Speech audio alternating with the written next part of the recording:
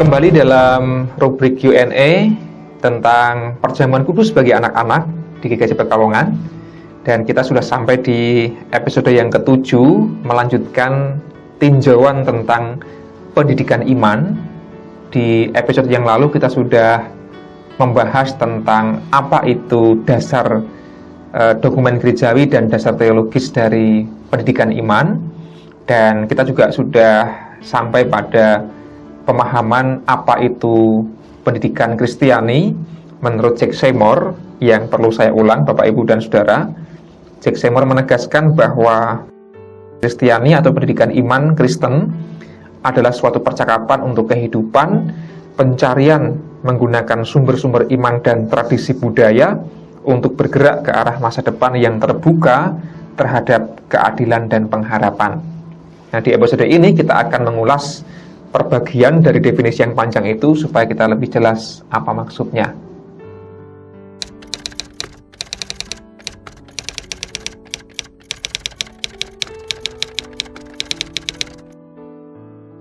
Ya, mengapa disebut percakapan untuk kehidupan?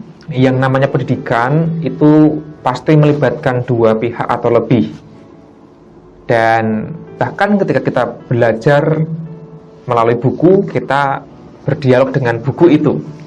Kita belajar melalui YouTube, kita berdialog dengan YouTube itu. Maka pendidikan selalu merupakan sebuah percakapan. Apalagi yang namanya iman, Bapak Ibu dan Saudara, selalu bersifat relasional. Kita belajar tentang iman tidak pernah sendirian. Entah itu melibatkan orang tua kita, teman-teman kita, guru kita, atau sesama warga gereja dan seterusnya.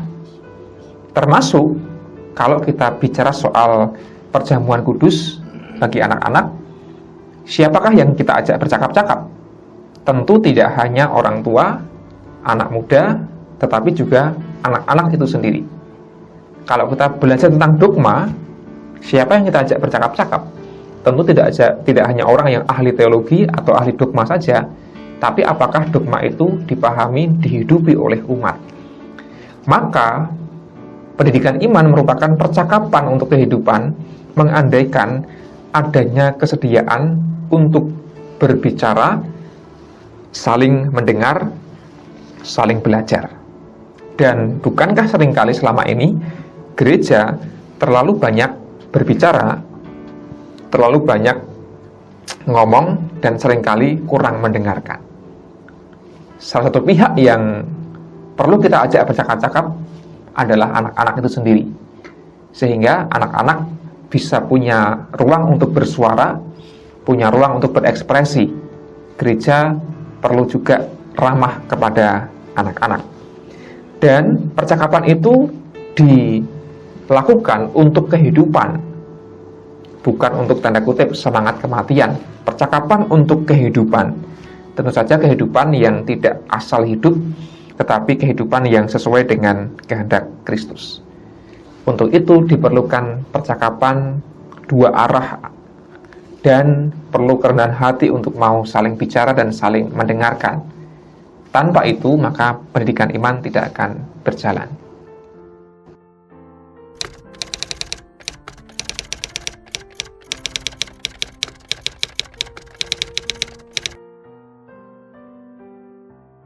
Ya, yang kedua, pendidikan Kristiani menurut Jack Seymour adalah pencarian, gitu ya. Jadi ada kata pencarian untuk menggunakan sumber-sumber iman dan tradisi budaya.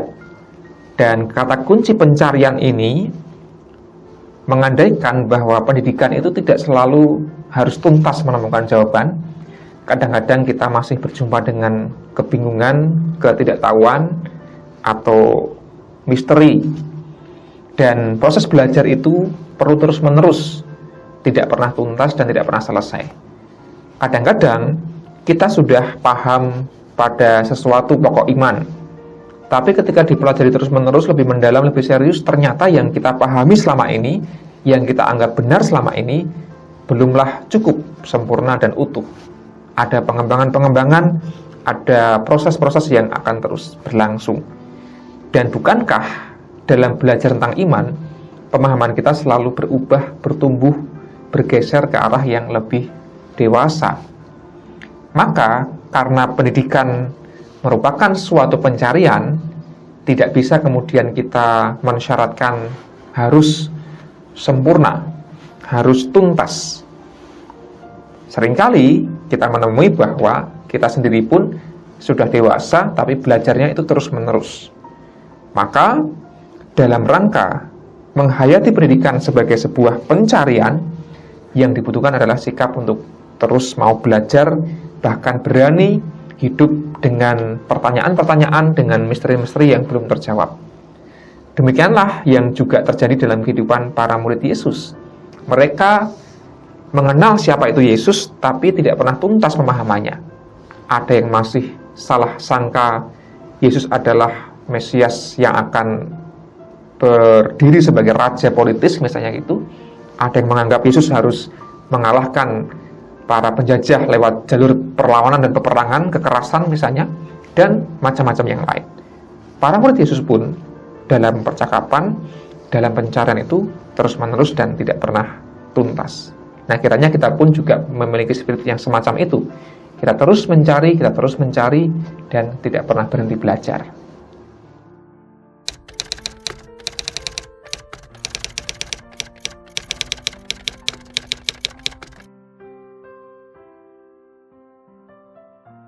Unsur yang ketiga, pendidikan iman itu menggunakan sumber-sumber iman sekaligus sumber-sumber budaya. Sumber-sumber iman antara lain ya Alkitab, sejarah, dogma, dan lain sebagainya. Itu satu hal. Tetapi pendidikan iman menurut Jack Seymour tidak hanya memanfaatkan sumber-sumber iman, tetapi juga sumber-sumber budaya. Budaya tidak hanya dalam arti budaya etnis tradisional, tetapi kehidupan yang terus berkembang dan bertumbuh dalam peradaban, termasuk kemajuan zaman yang terus berubah ini. Maka pengalaman hidup manusia yang berjumpa dengan segala macam disiplin ilmu, pengetahuan, wawasan, itu pun merupakan alat untuk belajar tentang iman. Iman tidak hanya kita dapatkan dari Alkitab dan doktrin masa lampau, tapi juga dari pengalaman real di masa kini. Nah, kalau kemudian kita kembali ke soal perjamuan kudus bagi anak-anak, kita memang harus melihat apa kata Alkitab dan warisan dogma kita. Dan sudah kita ulas bahwa Alkitab maupun dogma terbuka pada anak-anak untuk ikut perjamuan. Kalau kita kemudian bergeser ke soal budaya, bagaimana sekarang dunia mulai memberi ruang pada anak-anak untuk berekspresi dan mulai memberi ruang pada anak-anak dengan cara ramah kepada mereka, termasuk dalam hal keimanan pula. Dan kultur inilah yang juga perlu kita hidupi, kultur gereja yang ramah pada semua generasi, kultur peradaban yang menganggap anak tidak lagi sebagai pihak yang tidak tahu apa-apa atau tersingkirkan, tapi mereka diakui, suaranya juga didengarkan. Nah, harapannya gereja juga bisa mewadahi kecenderungan budaya yang semacam itu, agar gereja tidak hanya tanda kutip terpenjara pada teks Alkitab dan dogma tertentu, tapi juga bisa terbuka pada pengalaman kultural yang hidup di tengah umatnya.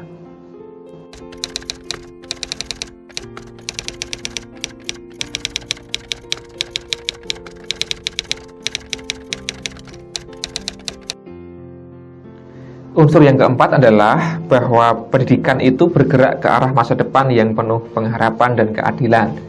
Jadi kata kuncinya adalah bergerak ke masa depan. Itu menurut Jack Seymour. Artinya Bapak, Ibu, dan Saudara, kalau kita belajar di gereja, bukan hanya soal mengenang masa lalu, bagaimana umat Israel, bagaimana Gusti Yesus, bagaimana zaman Alkitab, atau para bapak gereja kita dan dogma-dogma yang dilahirkannya. Tentu itu semua harus kita ingat, tapi pendidikan selalu juga memiliki aspek masa depan. Kita belajar bukan hanya untuk di masa lalu saja, tapi di masa depan. Kalau kita mengingat kembali pelajaran kita tentang perjamuan kudus bagi anak, sejarah menyebutkan anak-anak dilibatkan, lalu pada suatu masa anak-anak tidak boleh ikut terlibat, lalu ada suatu masa anak-anak dilibatkan kembali, dan seterusnya. Artinya bahwa sejarah pun menunjukkan selalu ada perubahan paradigma yang menyekitarinya. Maka jikalau kita belajar tentang iman Kristen, maka berorientasi ke masa depan itu juga menjadi penting soal iman kita. Sehingga iman tidak hanya mengulang-ulang apa sejarah di masa lalu, tapi pendidikan juga menyadarkan kita bahwa kita ini bukan hanya pembaca sejarah, namun kita sekaligus adalah pelaku sejarah. Kita sedang membuat sejarah dan masa depan yang akan mencatatnya itu. Maka perjamuan kudus pada anak juga menjadi relevan jika kita membicarakan soal masa depan, tentang bagaimana generasi gereja akan bertumbuh dengan semakin kuat jika didasari oleh sakramen perjamuan sedini mungkin. Di masa depan itulah yang juga amat sangat dibutuhkan oleh anak cucu kita sebagai warga gereja.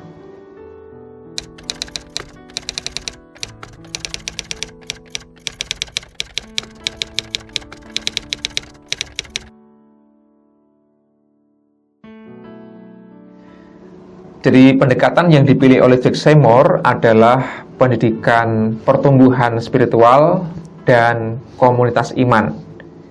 Dua pendekatan inilah yang relevan jika kita membahas soal perjamuan kudus bagi anak. Jadi ini soal pertumbuhan spiritual, bukan soal tingkat pemahaman semata, tapi iman yang bertumbuh. Dan iman sekali lagi melibatkan kognitif, afektif, psikomotorik. Jikalau melalui perjamuan kudus iman anak-anak itu bisa bertumbuh, berarti perjamuan kudus bagi anak-anak itu bisa diterima.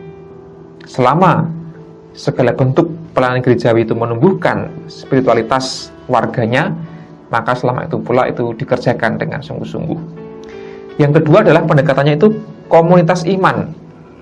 Dalam kehidupan gereja selalu ada unsur komunitas persekutuan, termasuk kalau kita perjamuan kudus. Kita tidak makan sendirian, minum sendirian, tetapi makan bersama-sama sebagai anggota keluarga Allah. Dan melalui kebersamaan itulah kita kemudian bisa merasakan iman yang bertumbuh bersama-sama, bukan iman yang individualistik. Sehingga Bapak, Ibu, dan Saudara, melalui pendekatan Jack Seymour ini, pertumbuhan spiritual melalui komunitas iman, harapannya apa yang menjadi makna dari pendidikan Kristiani bisa diwujudkan, dan salah satunya adalah melalui sakramen perjamuan. Kita tidak dituntut untuk sempurna, tapi kita terus diajak untuk bercakap-cakap, saling belajar, saling mendengarkan, dan menuju ke arah masa depan yang penuh dengan pengharapan. Semoga tinjauan pendidikan Kristen dalam rubrik kali ini bisa membuat kita semakin berani melangkah, bahwa kita adalah umat yang sedang terus belajar, tidak harus sangat sempurna, sangat paham, tapi terus berproses dan tidak pernah berhenti belajar. Demikian, Tuhan memberkati.